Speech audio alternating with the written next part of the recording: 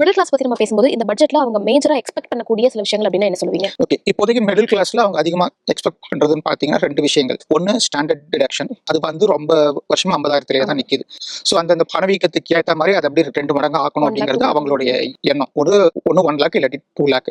ரெண்டாவது இந்த பேசிக் எக்ஸம்ஷன், அதாவது இப்போ வந்து 2.5 லட்சம் வரைக்கும் ஓல்டு ரெஜிம்ல, அப்புறம் 3 லட்சம் வரைக்கும் நியூ ரெஜிம்ல நீங்க வந்து டாக்ஸே பே பண்ண வேண்டாம்.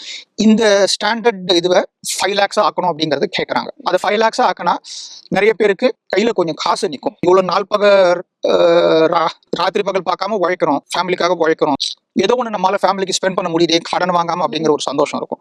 மூணாவதா டாக்ஸ் எக்ஸம்ஷன்ஸ். 80C வந்து எனக்கு தெரிஞ்சு பல வருஷங்களா அதே 1.5 லேக்ஸ்ல தான் இருக்கு. இன்னைக்கு நிறைய பேருக்கு பாத்தீங்கன்னா அந்த ப்ராவிடென்ட் ஃபண்டே அதுல போயிடும். அது இல்லாம அந்த 80Cல ஆல்மோஸ்ட் 15 விதமான எக்ஸம்ஷனை நீங்க கிளைம் பண்ணலாம். பட் மேக்ஸிமம் அதே 1.5 லேக்ஸ் தான். அந்த 1.5 லேக்ஸையும் இன்க்ரீஸ் பண்ணணும் அப்படிங்கிறது எதிர்பார்ப்பு.